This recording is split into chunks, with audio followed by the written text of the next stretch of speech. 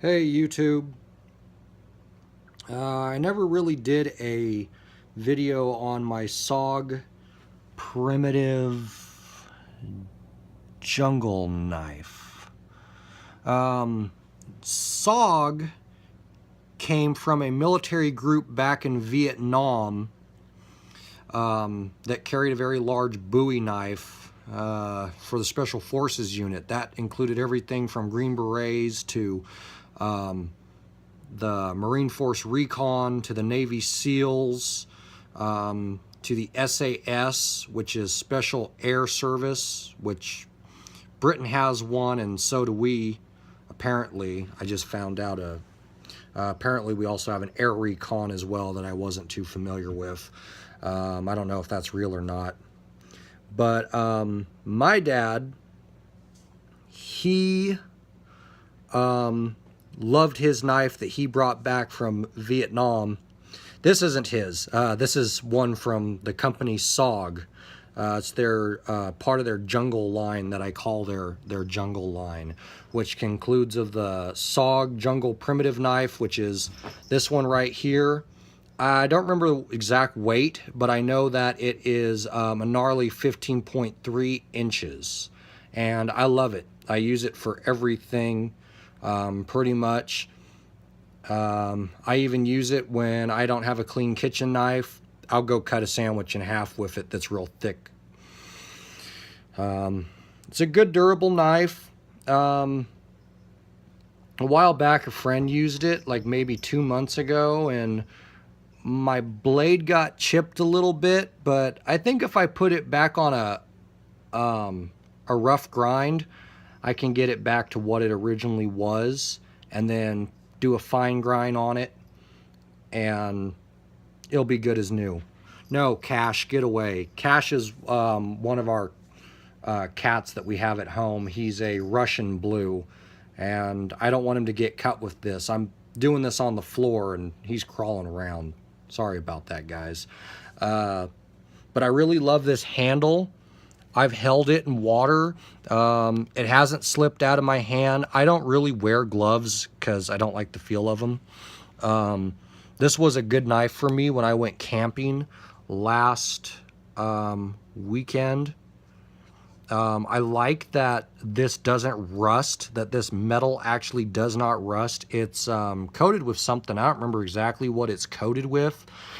This is one of the newer models. It's still heavy, but as you can see, it says China on it. It was made in China. I mean, I don't really like buying a lot of knives that are from China or that are made by a US company but produced in China. Something about it just doesn't seem right. A lot of our product has gone over there and also to Japan, so in Korea as well, and I'm not too pleased with it as of that nature. But from what I do like is, even though my blade is chipped, I can still cut really well and chop really well off the front end of the knife. I like that it is a full tang, and because a full tang knife is better, and the reason being, I've learned that, I mean, I've collected knives since I was a little kid. I mean, I've even got switchblades and butterfly knives, and I have an old medieval sword, and that had been in my family for like 400 years. I even have a my ancestors were executioners, so I've got an old medieval original suit that one of my ancestors wore when he chopped someone's head off, and I have a female version of the suit as well, and I have both their axes in a glass casing. I don't know where that's at. After my grandmother died, it was in her things, so most likely I won't be able to show you guys that, because after my grandmother died, a lot of shit happened with my family and blah, blah, blah, blah, whatever.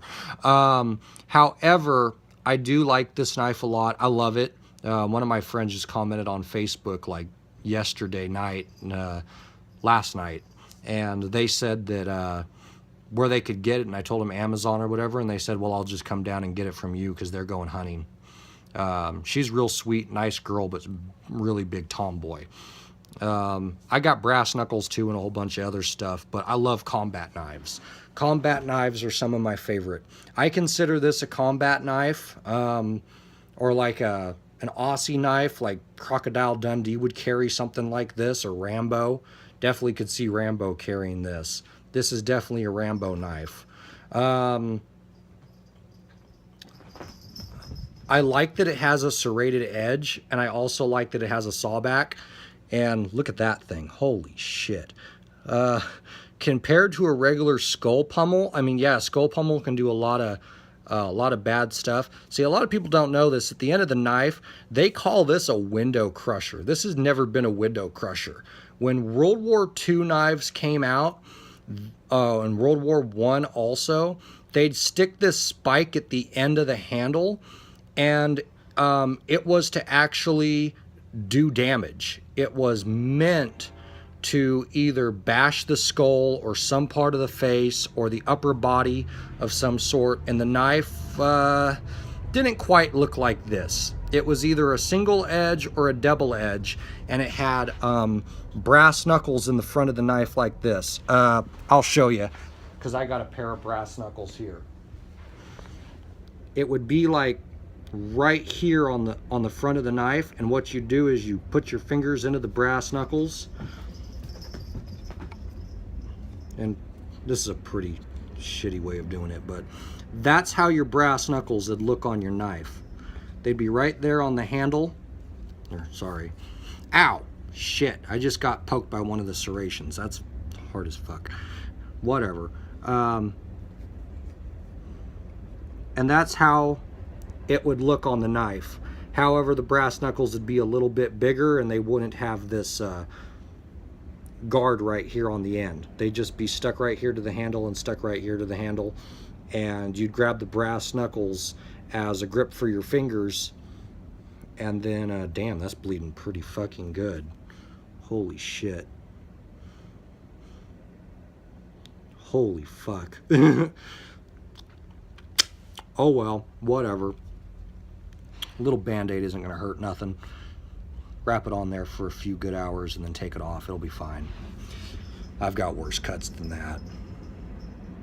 It ain't nothing. I ain't a baby. I handle it. However, I really, really do love this knife. I paid 30 bucks for this on Amazon. Okay? The other knives that are in the Jungle collection, which I consider the Jungle collection because I'm a knife collector, so I consider a lot of my blades collector's knives, or a lot of my knives and swords collector swords. I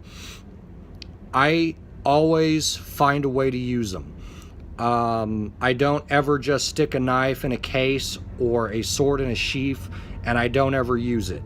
When I buy a knife or a sword, I always intend to use it in some form of way. Doesn't matter whether I carry it to go hunting, or not hunting, so I don't really hunt. I haven't hunted in like 3 years, so that's out the window.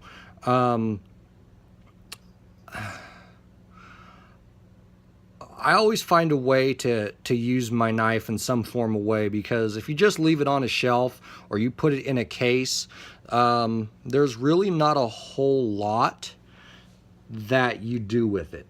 I always find a way to use my switchblade. In the state of Oregon, I can carry a switchblade, but the officer has to be able to see it, because if it's a concealed weapon, I can get in a lot of trouble for it. If I go over to Washington, not even if it's seen, I can't carry it.